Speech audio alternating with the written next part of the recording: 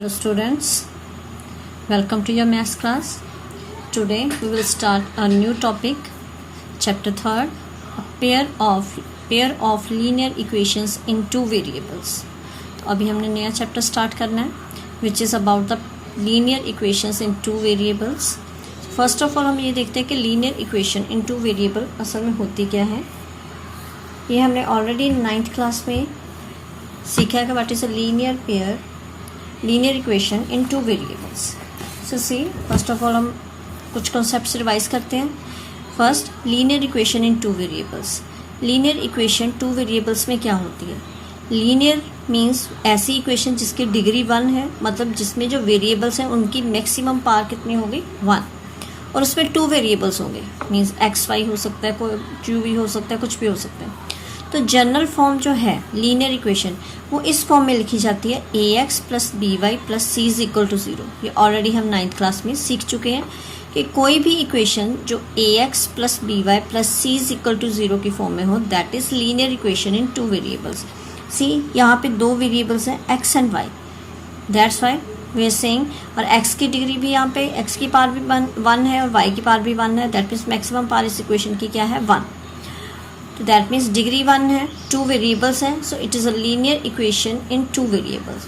और यहाँ पे a, b एंड c ये कोफिशिएंट्स हैं और ये तीनों रियल नंबर्स होते हैं. फिर a, b and c are real numbers and condition ये होती है कि a और b कभी भी 0 नहीं होते. a and b can never be equal to 0.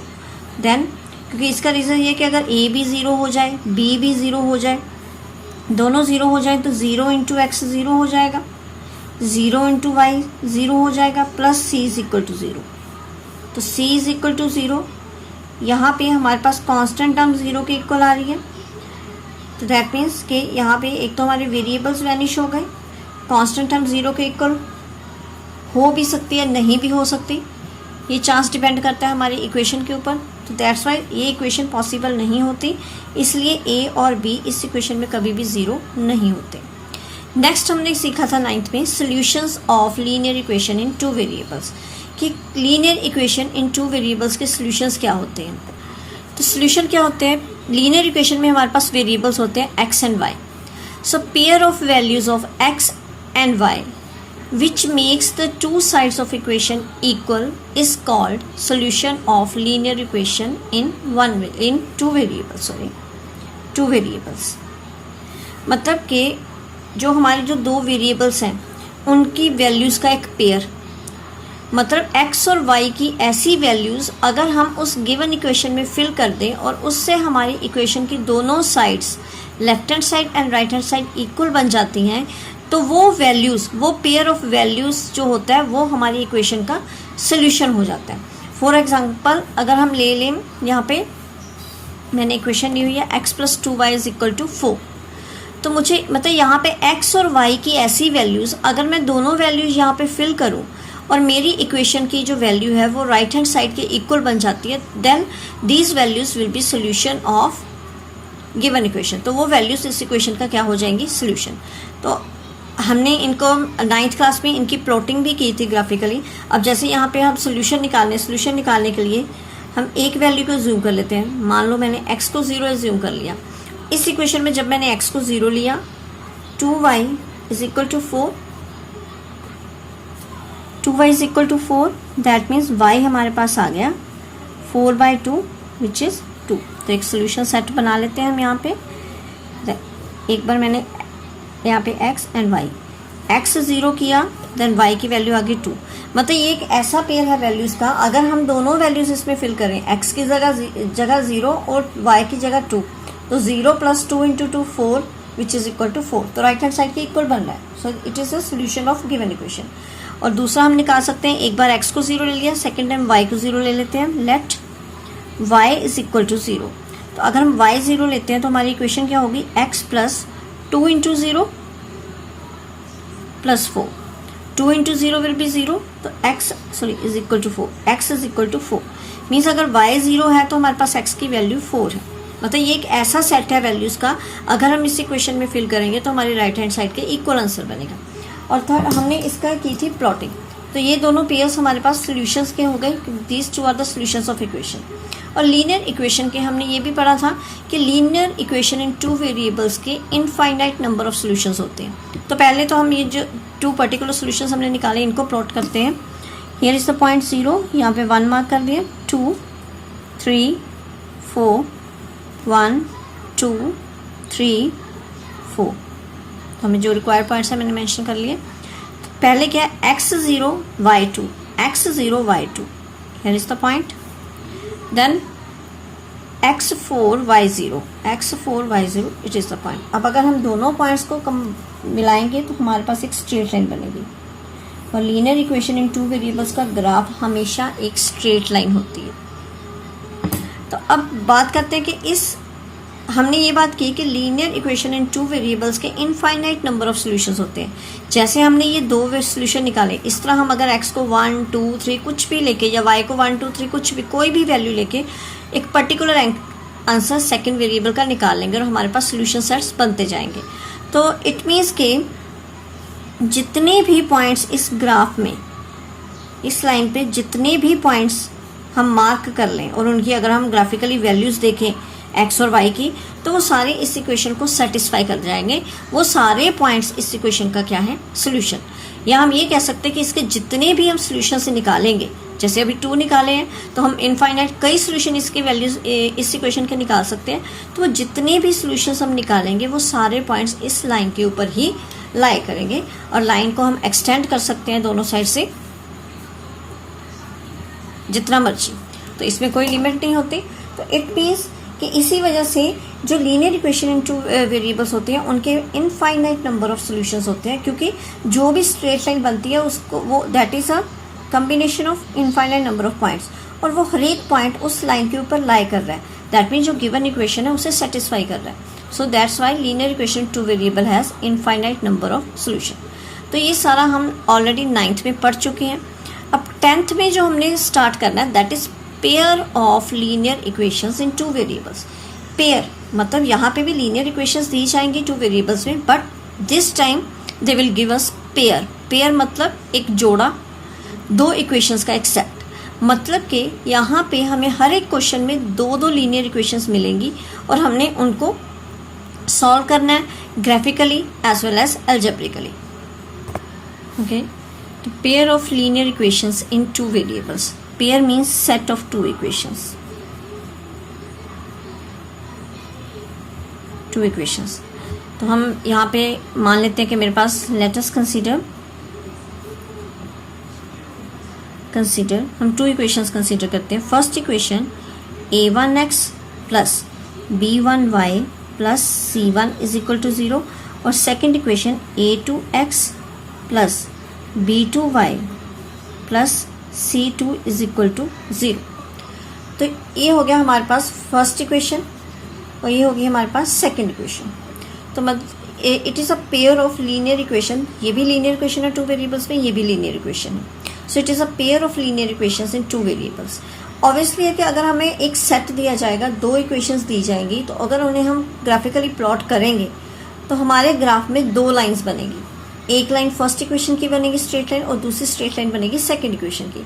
अब यहाँ पे चांसेस ये हैं कि अगर किसी प्लेन में या ग्राफिकल प्लेन में अगर 2 लाइंस बन रही है तो वो किस तरह की बन सकती है, तो क्या पॉसिबल चांसेस हैं, हम पहले वो देखेंगे। तो ग्राफिकली अगर हम देखें किसी प्लेन में, मैंने यहाँ पे कोऑर्डिनेट प्लेन बनाया हुआ है, ठीक है। तो अब मेरे पास 2 इक्वेशंस हैं। अगर फर्स्ट इक्वेशन और सेकंड इक्वेशन को अगर मैं ग्राफिकली प्लॉट करूँ तो 2 स्ट्रेट लाइन बनेगी।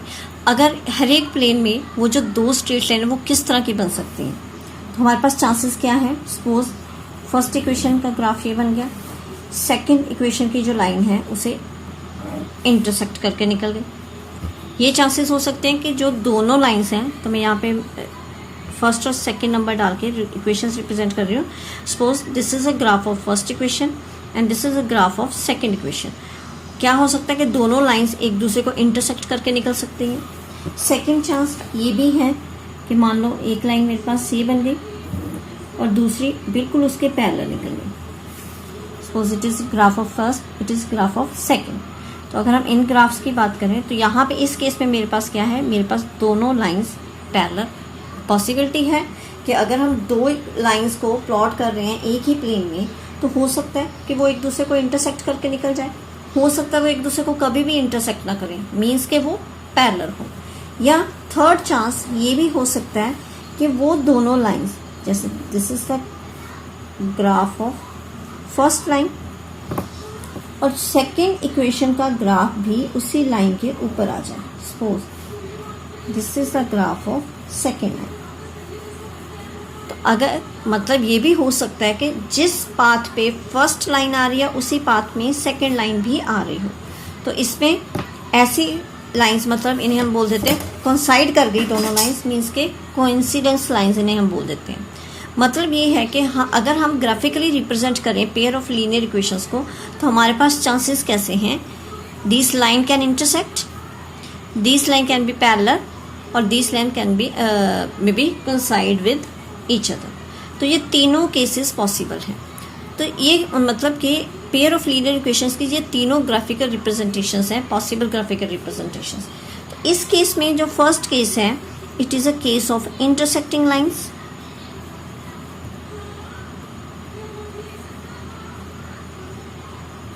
It is a case of parallel lines and it is a case of coincident lines. Coincident lines. So three types of lines we can draw during the graphical representation of pair of linear equations. ये तो हो गई इनकी graphical representation. So we can name it as graphical representation. तो अगर इन्हें algebraically solve किया जाए, एल्जेब्रिकली रिप्रेजेंट किया जाए, मतलब कि हमने बिना ग्राफ बनाए बताना है कि लाइंस इंटरसेक्टिंग होगी या पैरेलल होगी या कोइंसिडेंट होगी, तो उसके लिए हम क्या करते हैं, किन चीज़ों को देखते हैं। तो उससे पहले मैं यहाँ पे आपको एक और चीज़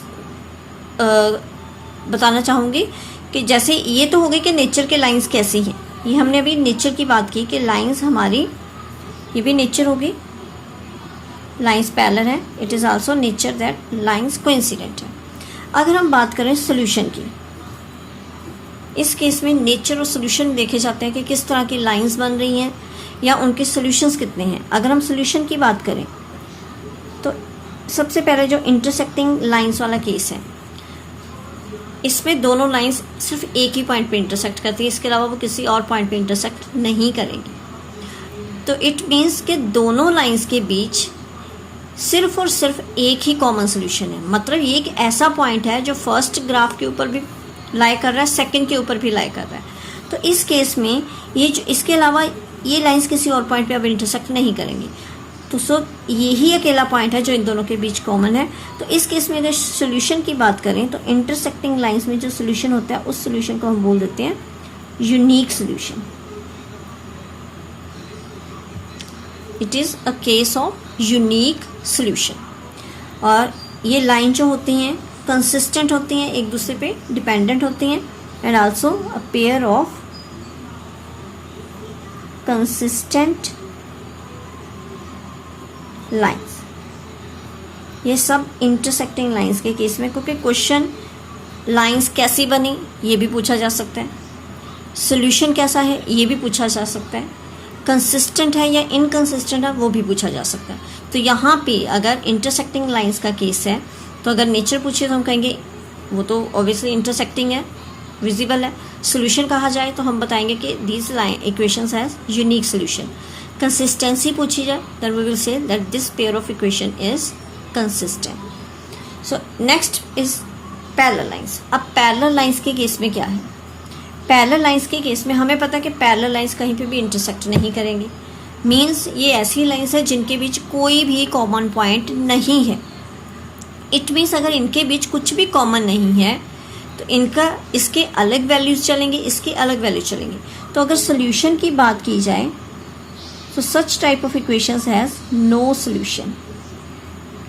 मीन्स अगर ग्राफ में पैरेलल लाइंस बन रही हैं तो उनका जो सोल्यूशन होता है वो कौन सा होगा, that will be no solution. और अगर कंसिस्टेंसी की बात की जाए तो इस केस में दोनों में कुछ कॉमन नहीं है, दोनों इंडिपेंडेंट है, इसका अपना रास्ता है, इसका अपना रास्ता है, नो डिपेंडेंस इज देयर। तो this such pair of equation is pair of inconsistent lines. तो ये इनकंसिस्टेंट होती है, इनकंसिस्टेंट लाइंस। तो ये हो गया हमारी information regarding parallel lines. Now last case where the lines are coincident. Now third case is coincident lines. Nature मतलब लाइंस एक दूसरे के ऊपर लाई कर गई, सो नेचर इज कोइंसिडेंट। अगर सोल्यूशन की बात की जाए, अगर इन दोनों लाइंस में देखें तो इन दोनों लाइंस में जितने भी पॉइंट्स हम मार्क करेंगे वो सारे के सारे पॉइंट्स दोनों लाइंस के लिए होंगे, मतलब वो सारे पॉइंट्स दोनों लाइंस के सॉल्यूशंस का काम करेंगे। तो इट मीन्स कि इस तरह तो हम कई लाइन जितनी दूर तक जाएगी उतने ही मैक्सिमम इसके हम पॉइंट्स कॉमन जो है वो बताते जाएंगे। तो इट मीन्स कि इस केस में सिर्फ एक ही कॉमन पॉइंट नहीं है, infinite number of common points हैं। तो इट मीन्स कि इस ऐसी इक्वेशंस में कि जो सोल्यूशन होते हैं वो कैसे होते हैं, इनफाइनाइट मैनी सोल्यूशंस, मतलब एक से ज़्यादा है, दो भी हो सकते हैं, तीन या मैक्सिमम अनकाउंटेबल भी हो सकते हैं। तो इट मीन्स इस केस में जो सोल्यूशन होते हैं वो इनफाइनाइट मैनी सोल्यूशन होते हैं in case of coincident lines. और अगर हम कंसिस्टेंसी की बात करें तो ये पेयर भी कंसिस्टेंट लाइंस का होता है। कंसिस्टेंट कौन सी लाइंस होंगी, जिनमें कुछ ना कुछ कॉमन पॉइंट है। जैसे हमारा फर्स्ट केस था, इन दोनों में एक कॉमन पॉइंट था, ये भी कंसिस्टेंट है। और थर्ड केस में एक से ज़्यादा कॉमन पॉइंट है, ये भी कंसिस्टेंट है। लेकिन सेकंड केस में कोई भी दोनों में कॉमन पॉइंट नहीं है, ना ही कोई होगा, क्योंकि पैरेलल लाइंस कभी भी इंटरसेक्ट नहीं करेगी। तो इस केस में जो कंसिस्टेंसी की अगर बात करें तो सच लाइंस आर इनकंसिस्टेंट। मतलब कंसिस्टेंट तभी होती हैं जब उनके बीच कुछ कॉमन पॉइंट्स होते हैं, मतलब वो एक दूसरे के ऊपर किसी न किसी पॉइंट की वजह से डिपेंडेंट होती हैं। So this is consistency. Now we will talk about algebraic method to tell what type of lines will be formed, what type of solution will be there, और lines will be consistent और inconsistent। तो अब हम बिना graph को plot किए कैसे बता सकते हैं कि लाइंस इंटरसेक्टिंग है या पैरेलल हैं या कोइंसिडेंट है, या सोल्यूशन यूनिक है, नो है या मैनी है, या कंसिस्टेंट है या इनकंसिस्टेंट। एल्जेब्रिक मेथड, हमारे पास दो लाइंस गिवन है, a1x plus b1y plus c1 is equal to 0, then a2x plus b2y plus c2 is equal to 0। तो अब हमने बिना ग्राफ को बनाए हमने इन इक्वेशंस को देख के बताना है कि whether they have unique solution और नो सोल्यूशन और मैनी सॉल्यूशंस, और वेदर दीज आर इंटरसेक्टिंग और पैरेलल और कोइंसिडेंट, और वेदर दीज आर कंसिस्टेंट और इनकंसिस्टेंट। तो उसके लिए क्या होता है कि हमें दो इक्वेशंस दी जाएंगी। जैसे मेरे पास a1x b1y plus c1 is equal to 0, then a2x plus b2y plus c2 is equal to 0। It is already given.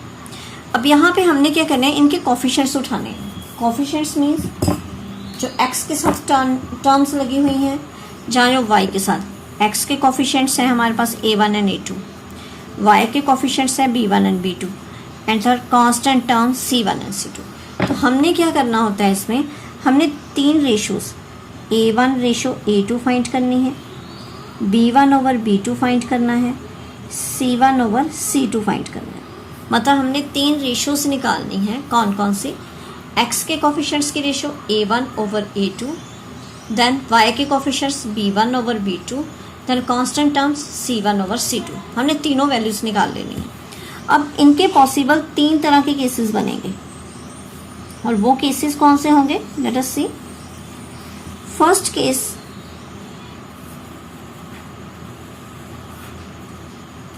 Okay, first case ये हो सकता है कि हमारे पास a1 ओवर a2 की वैल्यू b1 ओवर b2 के इक्वल ना हो, मतलब पहली दोनों रेशोज़ ही डिफरेंट आए। तो अगर पहली दोनों रेशोज़ ही डिफरेंट हैं तो थर्ड निकालने की हमें कोई ज़रूरत नहीं। तो हमने पहली दोनों के अनइक्वल आंसर्स हैं, it means so first two ratios are unequal. तो अगर हम बात करें तो अगर a1 ओवर a2 और b1 over b2 different answers आ गए, that means this is the case of intersecting lines. It means ये इंटरसेक्टिंग लाइंस का केस है। सोल्यूशन की बात करें, इंटरसेक्टिंग लाइन सिर्फ एक पॉइंट पे इंटरसेक्ट करती हैं, so they have unique solution. And consistency की बात करें, then these are consistent. It is a consistent pair of lines. मतलब ये कि अगर हमारे पास हमने रेशोज़ निकाल लेनी है अपनी तीनों, अगर मेरी पहली दोनों रेशोज़ के डिफरेंट आंसर्स आ गए, मुझसे नेचर पूछा गया कि लाइंस कैसी बन रही है, then I will tell that intersecting lines बन रही हैं। अगर मुझसे सोल्यूशन पूछ लिया जाए, मेरी पहली दोनों रेशोज़ डिफरेंट आई हैं, देन आई विल टेल कि यूनिक सोल्यूशन है। और कंसिस्टेंसी की बात की जाए तो मैं क्या कहूँगी कि it is a consistent pair. It is a first case. Second chance क्या है कि A1/A2 इक्वल टू B1/B2 है, but not equal to C1/C2। Means कि पहली दोनों रेशोज इक्वल होगी तो हम थर्ड रेशो के साथ कंपेयर करेंगे और थर्ड रेशो डिफरेंट बन रही है। जब पहली दोनों रेशोज के सेम आंसर आ गए but third ratios different, then it is a case of parallel lines. अगर लाइंस पूछी गई हैं then we will tell that these lines are parallel. Solution parallel lines में कोई कॉमन पॉइंट नहीं होता, that means they have no solution. अगर उनके बीच कोई कॉमन पॉइंट नहीं है दैट मीन्स वो इंडिपेंडेंट है, these are inconsistent, not consistent. तो हम क्वेश्चन में जो चीज़ पूछी जाएगी उसका आंसर देंगे। अगर लाइंस पूछी है कैसी बनी है तो हम कहेंगे पैरेलल। अगर सोल्यूशन पूछा है हम कहेंगे नो सोल्यूशन। अगर कंसिस्टेंसी पूछी है then we will say inconsistent pair. And third chance is कि पहली दोनों रेशोज इक्वल हैं और थर्ड भी इक्वल है। मीन्स कि A1/A2, B1/B2 और C1/C2 तीनों की तीनों वैल्यूज इक्वल बन रही हैं। Then it is a case of coincident lines. Coincident lines कौन सी? वो लाइंस जो टोटली एक दूसरे के ऊपर कोइंसाइड कर जाती हैं, जो एक दूसरे के ऊपर लाई कर जाती हैं, तो ये कोइंसिडेंट लाइंस हैं। और कोइंसिडेंट लाइंस में क्या होते हैं? Infinite number of common points होते हैं। So they have infinitely many solutions, many solution.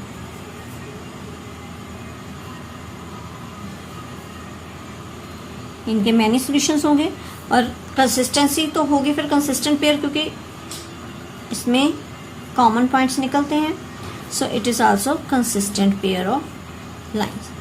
तो this is the algebraic method कि हम बिना प्लॉट किए इन रेशोज से बता सकते हैं कि हमारी लाइंस कैसी बन रही हैं, उनके सॉल्यूशंस कैसे हैं, वो कंसिस्टेंट हैं या इनकंसिस्टेंट हैं। सो कि this is about the introduction of third chapter. और जो चीज़ हमने यहाँ पे की है ग्राफिकल रिप्रेजेंटेशन पूरे चैप्टर में हमारी चलेगी। और इसके अलावा जो हमने ये अलजेब्रिक मेथड किया है to tell whether the lines are intersecting और solution whatever, algebraic method, ये हमारी एक्सरसाइज 3.2 में यूज़ होगा। और इसके बाद फर्दर और भी नए मेथड जैसे एक्सरसाइज चैप्टर में आएंगे, वो हम एक्सरसाइज के अकॉर्डिंगली चलेंगे। जैसे जैसे एक्सरसाइज हम करेंगे उसी के अकॉर्डिंग नए नए मेथड करेंगे। तो this is all about the exercise 3.1 and 3.2 their introduction. So I hope और you have understood all the concepts. In case any query or any doubt is there, you can ask me in